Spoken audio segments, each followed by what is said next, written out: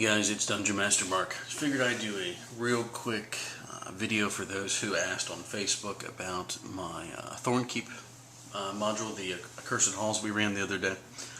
For those who don't play Pathfinder or don't know, Thornkeep is a rather large module that was part of the Pathfinder Kickstarter, which it was one of the free giveaways that Pathfinder did. It has a lot of different levels. There's, I believe it's 8 different levels through the module, and each actual level is kind of like a smaller module, and each one's done by different authors. You have one by Ed Greenwood, Keith Baker, and several other people. So lots of different types of levels. They're very, very interesting. The story kind of all ties together, so it's almost kind of like a little mini campaign. But I went ahead and did a dungeon layout for the first level, and ran a game on this past Sunday, which was absolutely fabulous. Everyone had a blast. Definitely a great game for first level characters. The first level, the Accursed halls. It is difficult. There are some encounters that are kind of nasty, which I won't spoil for anybody. But if you haven't checked it out, definitely check out the Thornkeep module by Pathfinder. But I'll just give you guys a real quick walkthrough. Here you have the entrance.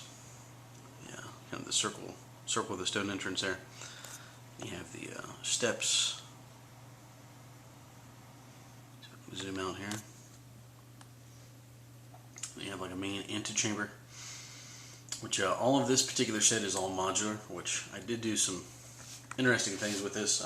I made a couple not quite as modular pieces to make like a second level, so when the character's down in here they could actually look up and see the antechamber up above. But that way, plus I can also take it on and off when the characters are exploring different levels. And then they have a hallway going down, a small little room, and then go over here, the room with all the little sturges there, and a fountain and a statue. Let's go back over this way here. Like I said, a lot of this is my fieldstone set that I finished up recently. And of course the removable portcullises and removable doors and such. And it kind of goes into a cavernous area. Let's put some of these out of the way here.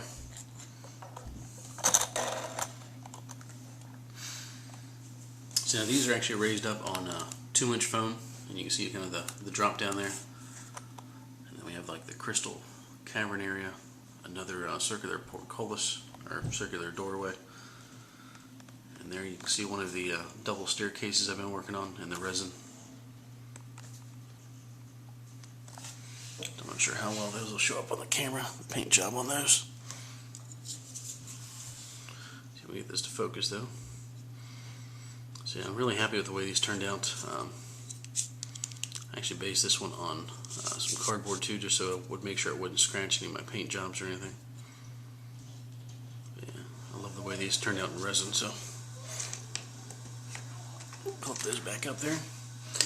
Then we have sort of a informal throne room there. I don't think I can zoom in too much there though. Some of the Mega Miniatures minis. It kind of breaks off into a little cavern in the back. Another little cavern area. Set this back down gently.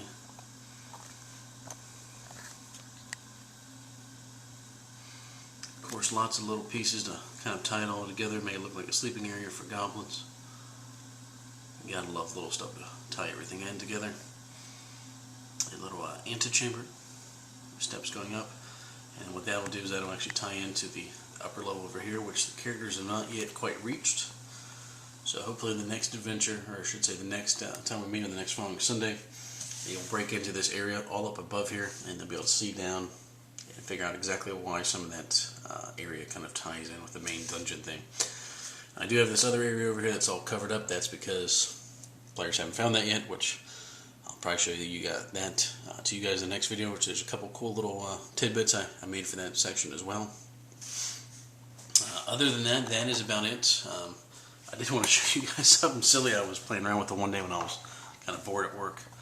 I was reading one of the module things, and it describes how even the steps in the module are magical, and you see like outlines of that. So I found out a way how to make the steps kind of glow on their own, which This is actually UV fluorescent dye.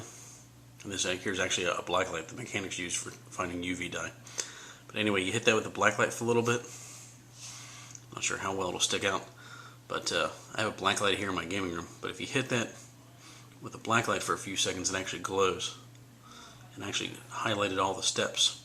So while we're playing, if I hit the black light on, you can actually see the outline of the steps glowing, which is kind of neat. I'm not sure if I'm going to do that on any other pieces, but just for this dungeon, I thought it was kind of a neat addition. And I think I may do a couple little secret doors in the future using some of the glow-in-the-dark, the UV fluorescent paint. Other little tidbits, one of my past videos I did how you make like the little spider webs, so to show like a spider web train in your videos, and just other little neat stuff. So thanks for watching, guys. Once again, like I said, this video is not really done, it's more for myself so I can kind of look back. But if you guys have not checked out the Pathfinder Thornkeep, I will put a link in the bottom of the description here, and please feel free to check it out. It is an absolutely awesome module and you guys will love it. Thanks for watching. Bye bye.